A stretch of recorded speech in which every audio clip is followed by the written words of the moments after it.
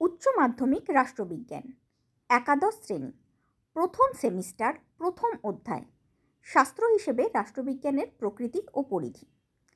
আজকের আলোচ্য বিষয়, রাষ্ট্রবিজ্ঞান কি বিজ্ঞান পদবাচ্য?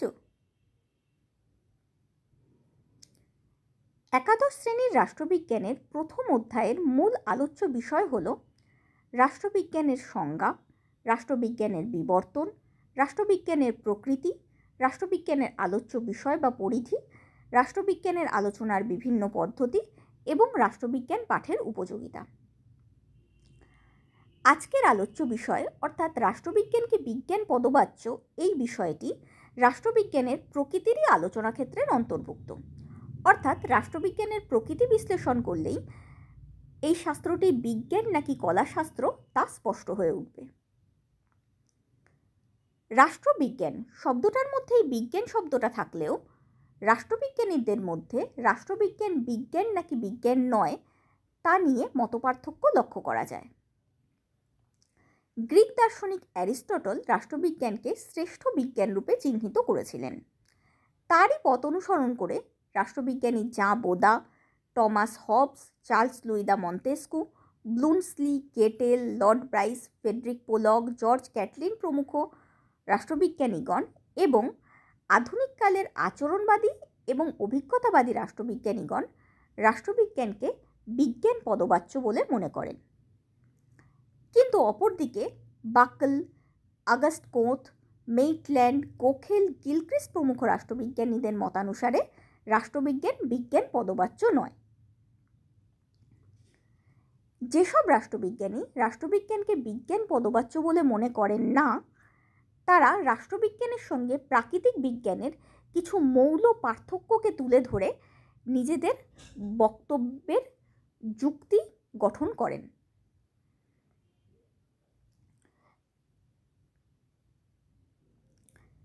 তাদের বক্তব্য মূলত দুটি যুক্তিকে কেন্দ্র করেই আবর্তিত হয়। এক, রাষ্ট্রবিজ্ঞানের আলোচনা বা গবেষণা প্রাকৃতিক বিজ্ঞানের মতো পদ্ধতিতে করা অসম্ভব, এবং দুই, রাষ্ট্রবিজ্ঞান একটি মূল্যমান সমন্বিত বিজ্ঞান, অর্থাৎ এর মধ্যে ঔচিত্য অনৌচিত্য থাকে, কিন্তু অন্যান্য বিজ্ঞানের ক্ষেত্রে শুধুমাত্র বস্তুনিষ্ঠ এবং বিষয়মুখী আলোচনাই সম্ভব। তাদের মধ্যে ঔচিত্য অনৌচিত্যের প্রভাব অনেক কম, বা বলা যেতে পারে নেই। কিন্তু যে সমস্ত রাষ্ট্রবিজ্ঞানী রাষ্ট্রবিজ্ঞানকে বিজ্ঞান বলে অভিহিত করেছেন, তাদের মতে রাষ্ট্রবিজ্ঞানও অন্যান্য বিজ্ঞানের মতোই পদ্ধতিগত, সুসংবদ্ধ এবং যুক্তিনির্ভর জ্ঞান, এবং এই রাষ্ট্রবিজ্ঞানের গবেষণার ক্ষেত্রে আমরা প্রাকৃতিক বিজ্ঞানের মতোই পদ্ধতিগুলি অনুসরণ করতে পারি। এখানে একটা চার্টের মাধ্যমে আমি খুব সংক্ষেপে রাষ্ট্রবিজ্ঞানের বিজ্ঞান হওয়ার এবং বিজ্ঞান না হওয়ার পক্ষে এবং বিপক্ষের যুক্তিগুলিকে তুলে ধরেছি।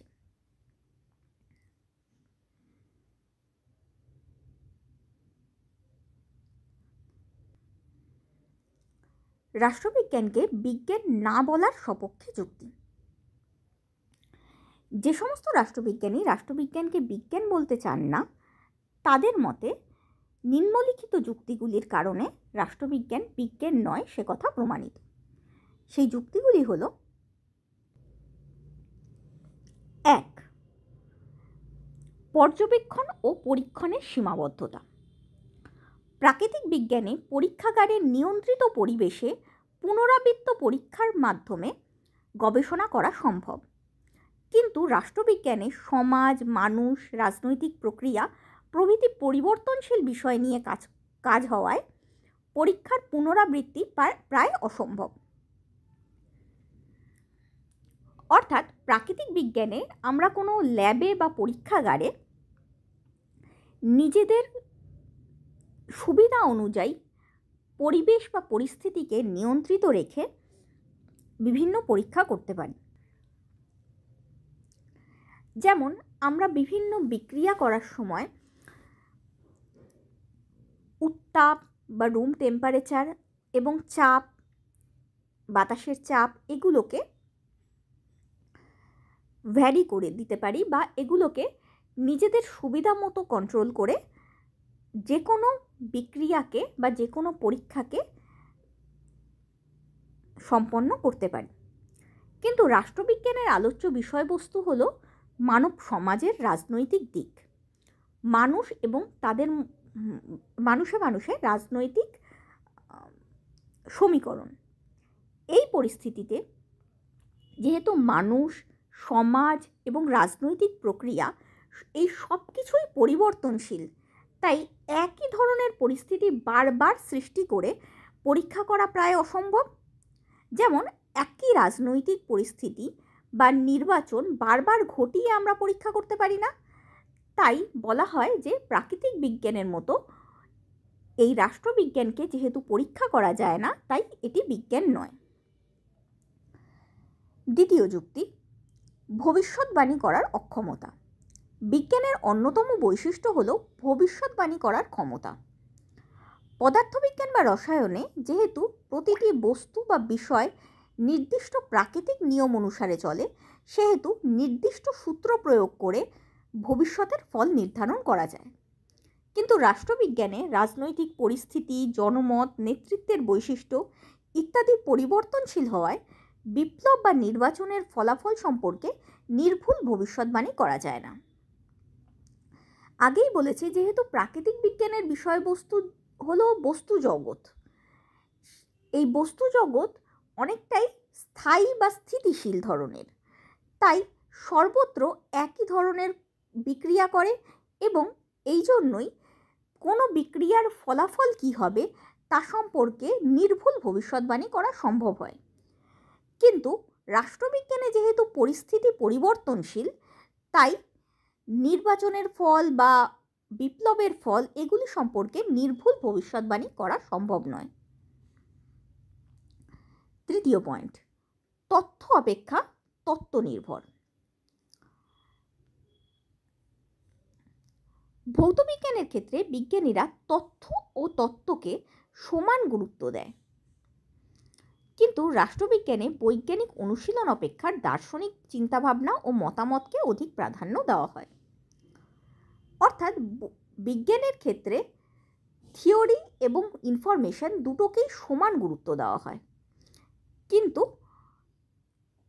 রাষ্ট্রবিজ্ঞানের ক্ষেত্রে সাধারণত তত্ত্বকে বেশি গুরুত্ব দেওয়া হয়। চতুর্থ পয়েন্ট, বৈজ্ঞানিক নিয়ম বা সূত্রের অভাব।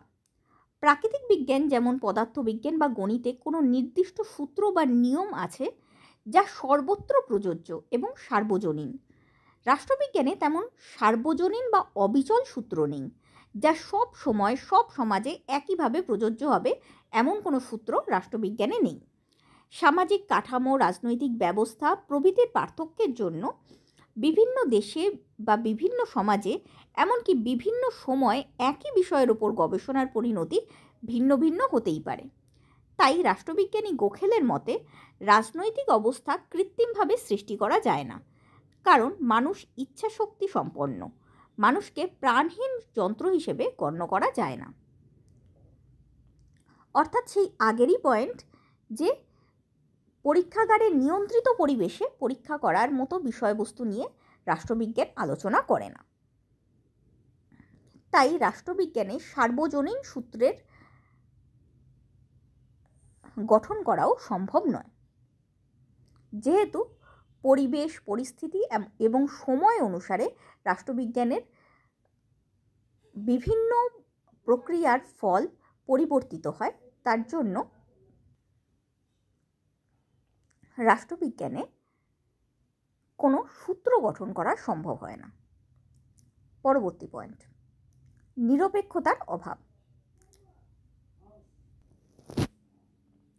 পরবর্তী পয়েন্ট, নিরপেক্ষতার অভাব। বিজ্ঞানে গবেষণা মূল্যমান নিরপেক্ষ হওয়া উচিত। রাষ্ট্রবিজ্ঞানে গবেষকের দৃষ্টিভঙ্গি, রাজনৈতিক মতাদর্শ কিংবা আর্থসামাজিক অবস্থান গবেষণার উপর প্রভাব ফেলতে পারে বলে তা মূল্যমান সমন্বিত হয়ে ওঠে। অর্থাৎ বিজ্ঞানের আলোচ্য বিষয়বস্তু যেহেতু বস্তু জগৎ, তাই নিরপেক্ষ থেকে বিজ্ঞানের বিভিন্ন গবেষণা এবং তত্ত্ব গঠন করা সম্ভব। কিন্তু রাষ্ট্রবিজ্ঞানের ক্ষেত্রে যে রাষ্ট্রবিজ্ঞানী গবেষণা করছে সে যে সমাজের অংশ বা যে সময়কালের অংশ, তার থেকে প্রভাবমুক্ত হয়ে তার পক্ষে কোনো তত্ত্ব গঠন করা সম্ভব নয়। সর্বোপরি যদি উচিত বা অনুচিত আমরা না দেখি, তাহলে আদর্শ রাষ্ট্র গঠন হবে কি করে সেটা বলাও সম্ভব হবে না।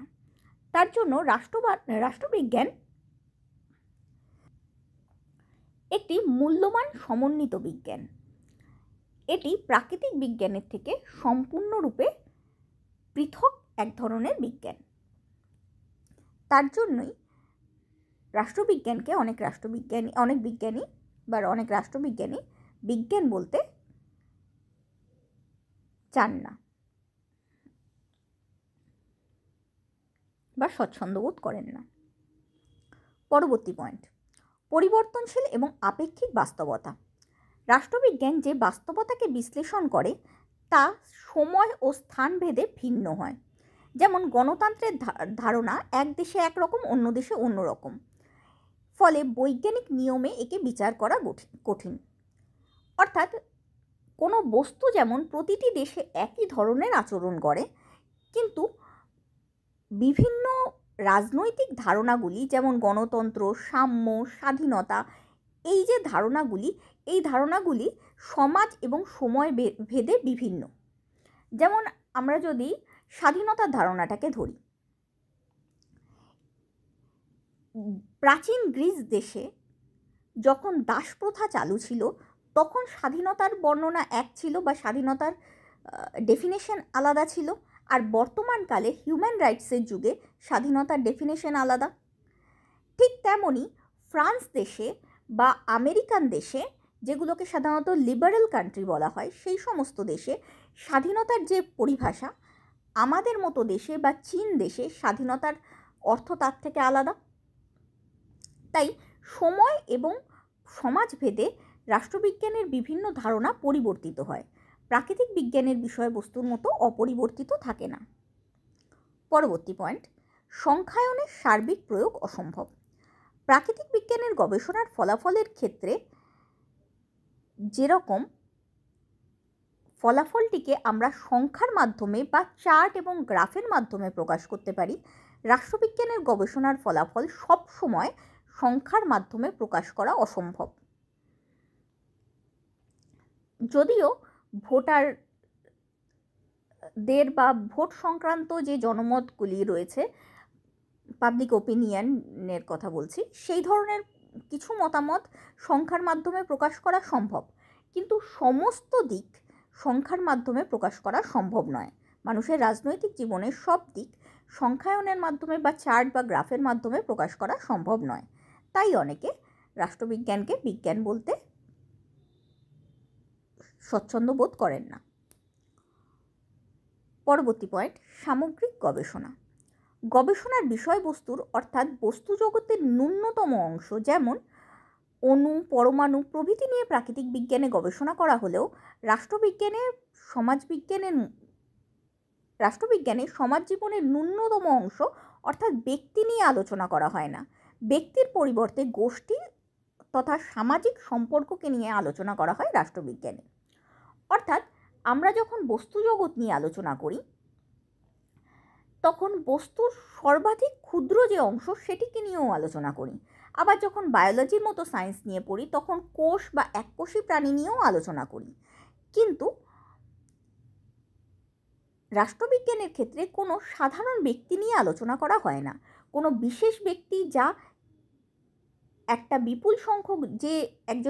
বিপুল সংখ্যক জনসাধারণের ওপর প্রভাব বিস্তার করেছে, সেরকম ব্যক্তি ছাড়া কোনো সাধারণ ব্যক্তি নিয়ে আলোচনা করা রাষ্ট্রবিজ্ঞানে হয় না। যদিও সমাজ ব্যক্তির দ্বারাই গঠিত হয়, মানে কোনো বস্তু যেমন অণু বা পরমাণুর দ্বারা গঠিত, সমাজও তেমনি ব্যক্তির দ্বারাই গঠিত, কিন্তু তবুও রাষ্ট্রবিজ্ঞানে কোনো সাধারণ ব্যক্তিকে নিয়ে আলোচনা করা হয় না।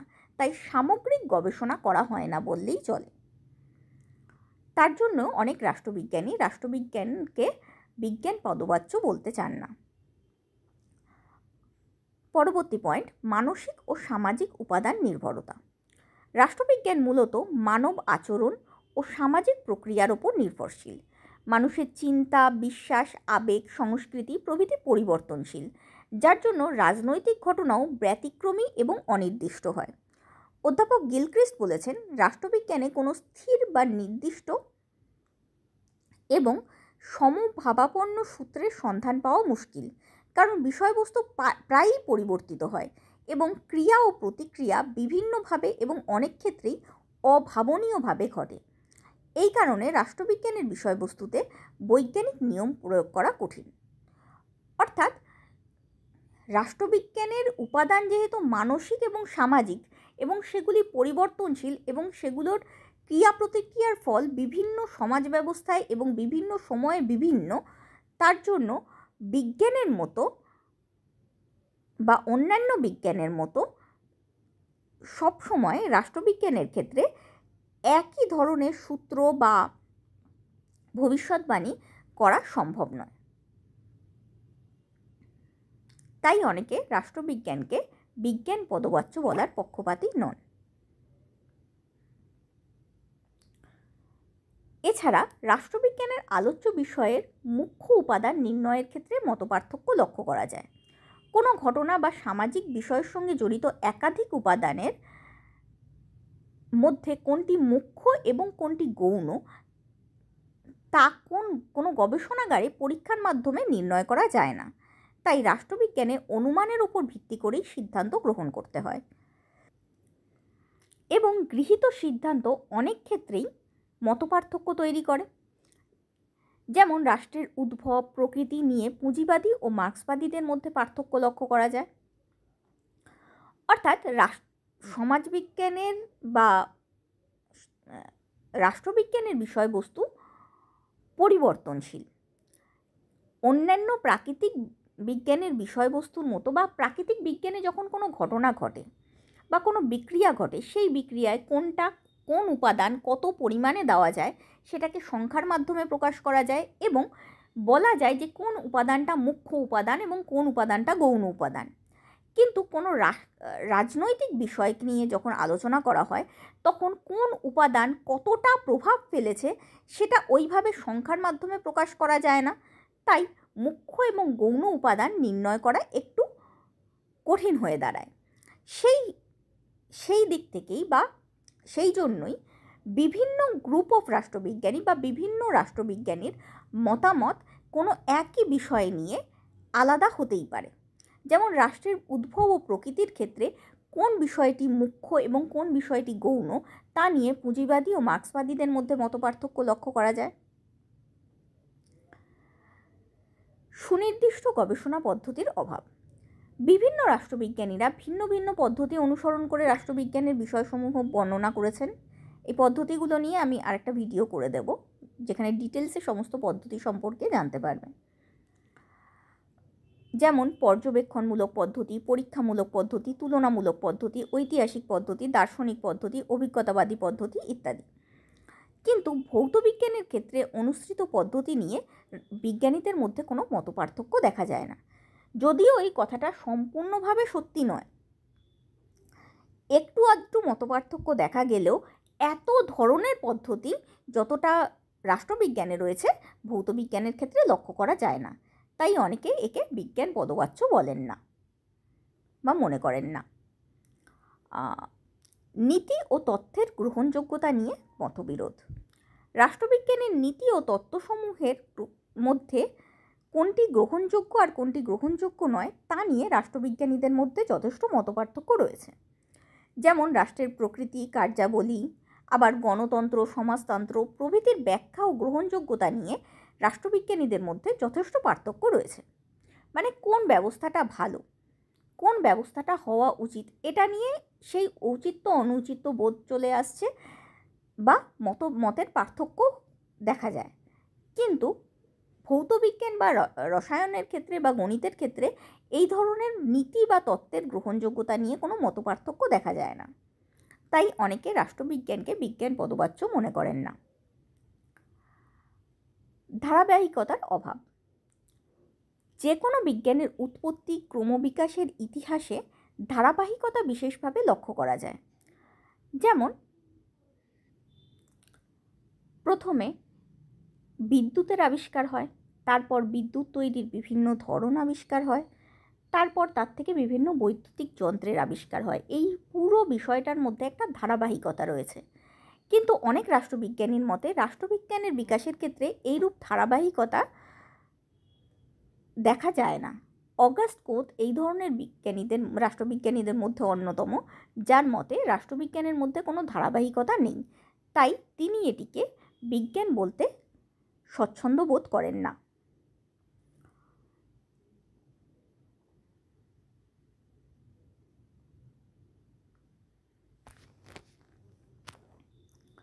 পরবর্তী পয়েন্ট, বিশিষ্ট রাষ্ট্রবিজ্ঞানীদের উক্তি।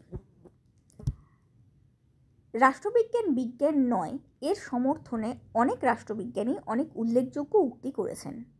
তার মধ্যে সর্বাধিক উল্লেখযোগ্য হলো মেইটল্যান্ডের বলা একটি উক্তি। তোমাদের যেহেতু এমসিকিউ টাইপ কোশ্চেন আসবে, অর্থাৎ মাল্টিপল চয়েস কোশ্চেন আসবে, এই বিশেষ উক্তিগুলি কোন রাষ্ট্রবিজ্ঞানী করেছেন এরকম প্রশ্ন আসতে পারে। তার জন্যই এই উক্তিটাকে আরও বিশেষভাবে নজর দিয়ে পড়বে। কোনো পরীক্ষার প্রশ্নপত্রের শিরোনাম হিসেবে যখন রাষ্ট্রবিজ্ঞান কথাটি লেখা দেখি, তখন প্রশ্নগুলির জন্য আমার দুঃখ হয় না, দুঃখ হয় ওই শিরোনামটির জন্য। এই কথাটি বলেছেন মেইটল্যান্ড। এটা বলে তিনি বোঝাতে চেয়েছেন রাষ্ট্রবিজ্ঞানকে বিজ্ঞান বলা উচিত নয়। অপরদিকে কিছু রাষ্ট্রবিজ্ঞানী রাষ্ট্রবিজ্ঞানকে বিজ্ঞান বলতে চান। তাদের মতে বিজ্ঞান বলতে বোঝায় কোনো বিষয়ের সুসংবদ্ধ, পদ্ধতিগত, যুক্তিনির্ভর জ্ঞান অর্জনের প্রক্রিয়া, যা পর্যবেক্ষণ, পরীক্ষণ, শ্রেণীবিভক্তকরণ, কার্যকারণ সম্পর্ক বিশ্লেষণের মাধ্যমে সূত্র প্রতিষ্ঠা করে। যেমন রাষ্ট্রবিজ্ঞানী রবসনের মতে যে কোনো সুসংবদ্ধ শিক্ষাদানযোগ্য জ্ঞানকেই বিজ্ঞান বলা হয়। আবার 1950 সালে ইউনেস্কোর আলোচনা চক্রে এই সিদ্ধান্ত গৃহীত হয় যে বিজ্ঞান হল the some of coordinated knowledge relative to A determined subject, অর্থাৎ কোনো বিষয়ের সুসংবদ্ধ জ্ঞান। সেই হিসেবে বিজ্ঞানের অধিকাংশ লক্ষণ, বৈশিষ্ট্য এবং গুণাবলী রাষ্ট্রবিজ্ঞানে বর্তমান। রাষ্ট্রবিজ্ঞানও একটি সুসংবদ্ধ জ্ঞান হিসেবেই পরিচিত। এছাড়া রাষ্ট্রবিজ্ঞানের গবেষণায় বৈজ্ঞানিক পদ্ধতিও অনুসরণ করা হয়, যেমন পর্যবেক্ষণ। রাষ্ট্রবিজ্ঞানীরা বিভিন্ন ঐতিহাসিক ঘটনা, সরকারের নীতি, রাজনৈতিক দলগুলোর আচরণ, নির্বাচনী প্রক্রিয়া ইত্যাদি পর্যবেক্ষণ করেন। উদাহরণস্বরূপ বলা যায় একটি দেশের নির্বাচনে ভোটারদের আচার আচরণ বিশ্লেষণ করেন। দ্বিতীয়, তথ্য সংগ্রহ ও বিশ্লেষণ। আধুনিক রাষ্ট্রবিজ্ঞান পরিসংখ্যান, জরিপ, ডেটা বিশ্লেষণের ওপর নির্ভরশীল। উদাহরণস্বরূপ জনমত জরিপের মাধ্যমে নির্বাচনী পূর্বাভাস, যেমন আমেরিকাতে নেটওয়ার্ক এক্সিট পোল, অনুমান করা হয়। আবার সোশ্যাল মিডিয়া ডেটা অ্যানালিসিসের মাধ্যমেও জনমত পর্যবেক্ষণ করা হয়। তৃতীয় পদ্ধতি, তত্ত্ব গঠন। রাষ্ট্রবিজ্ঞানীরা পর্যবেক্ষণ ও তথ্য বিশ্লেষণের মাধ্যমে তত্ত্ব গঠন করেন, যেমন সামাজিক চুক্তি মতবাদ, শক্তির ভারসাম্য তত্ত্ব বা ব্যালেন্স অফ পাওয়ার,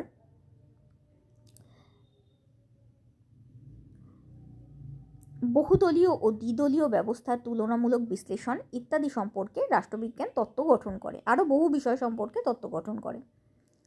পরবর্তী পয়েন্ট, ভবিষ্যৎবাণী। একটি বিজ্ঞানের অন্যতম বৈশিষ্ট্য হল ভবিষ্যৎ সম্পর্কে ধারণা।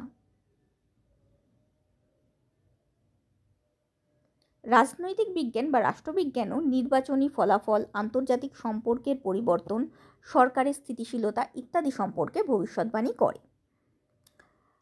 বিষয়টা এখানে এরকম নয় যে ভবিষ্যৎবাণী করা যায় না, কিন্তু সব ক্ষেত্রে নির্ভুল ভবিষ্যৎবাণী করা রাষ্ট্রবিজ্ঞানের পক্ষে সম্ভব না, এবং সর্ব জায়গায় প্রযুক্ত হবে এরকম কোনো ভবিষ্যৎবাণী করাও সম্ভব নয়। প্রতিটার ক্ষেত্রে ভবিষ্যৎবাণী আলাদা হয়, একই পরিস্থিতি থাকলেও। পরবর্তী পয়েন্ট, বস্তুনিষ্ঠতা। রাষ্ট্রবিজ্ঞানের মূল নীতি হল বস্তুনিষ্ঠভাবে তথ্য বিশ্লেষণ করা।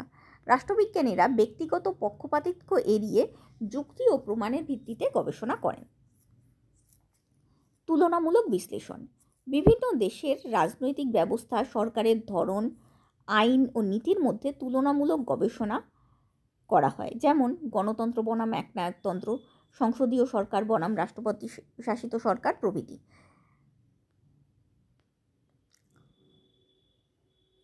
পরিমাণগত ও গুণগত গবেষণা।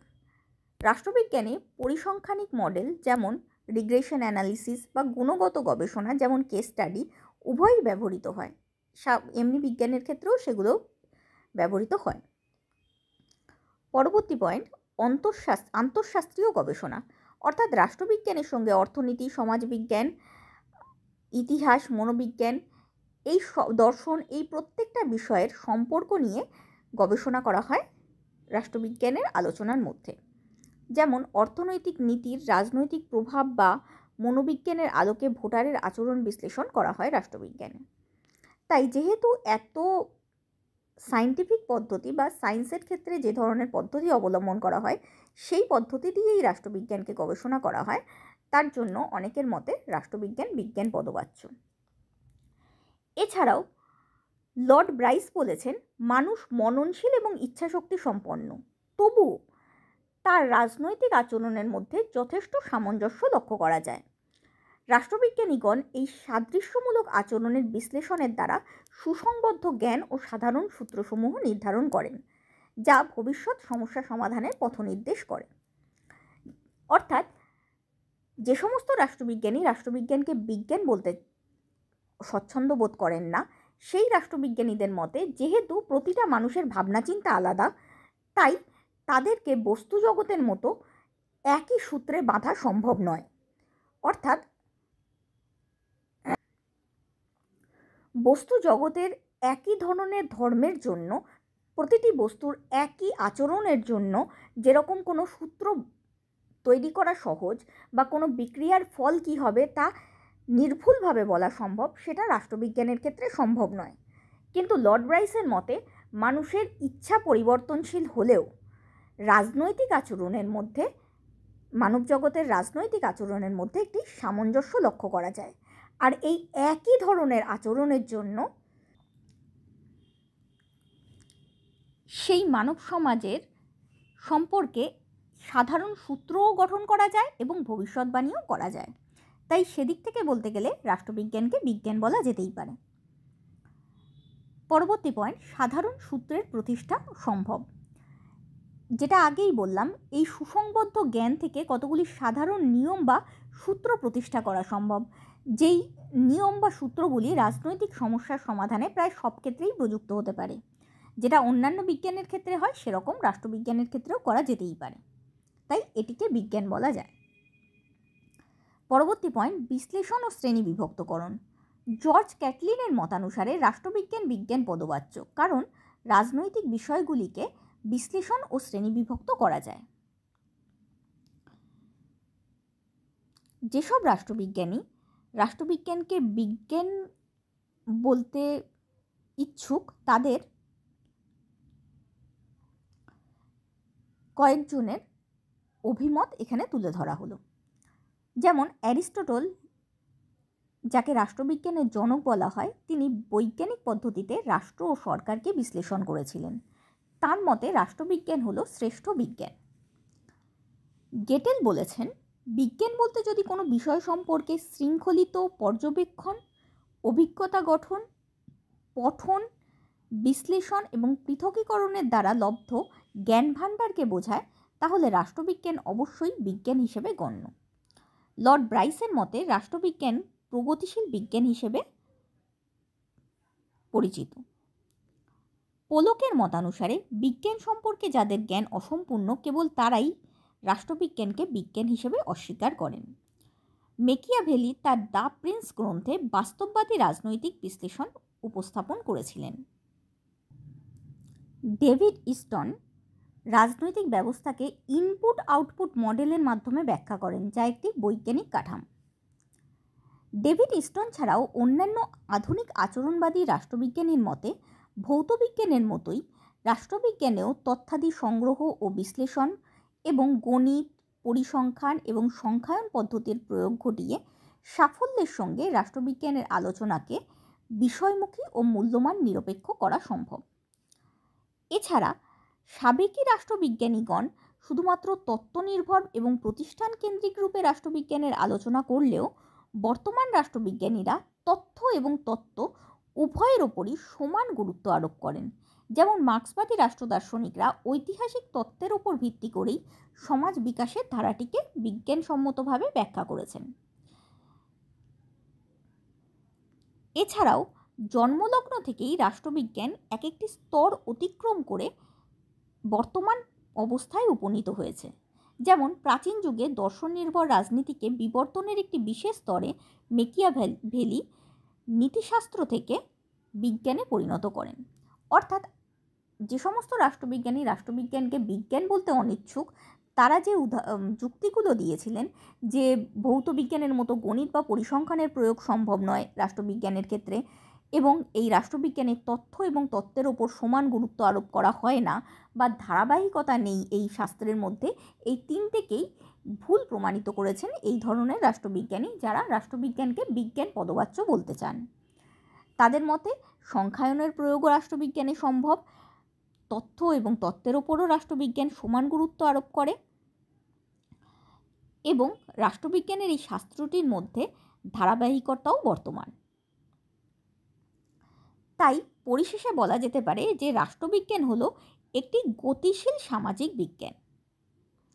প্রাকৃতিক বিজ্ঞানের সঙ্গে রাষ্ট্রবিজ্ঞানের সব ক্ষেত্রে মিল পাওয়া যায় না, একথা সত্যি। কিন্তু রাষ্ট্রবিজ্ঞান ও প্রাকৃতিক বিজ্ঞানের পার্থক্যগুলি রাষ্ট্রবিজ্ঞানকে বিজ্ঞান হওয়া থেকে বিরত করে না, বরং এটি একটি সামাজিক বিজ্ঞান হিসেবে স্বীকৃত। অর্থাৎ প্রাকৃতিক নয়, কিন্তু সামাজিক একটি বিজ্ঞান। সমাজ জীবনের উন্নতির সঙ্গে সঙ্গে সমাজ জীবনের জটিলতা বাড়তে থাকে এবং সেই জটিলতাগুলিকে আরও বিশ্লেষণ করে বোঝার জন্য এবং সেই জটিলতা থেকে সমাধানের পথ বের করার জন্য মানুষ সমাজ জীবনের বিভিন্ন দিক সম্পর্কে আলোচনা শুরু করে। রাষ্ট্রবিজ্ঞানের আলোচনাও এইভাবেই শুরু হয়।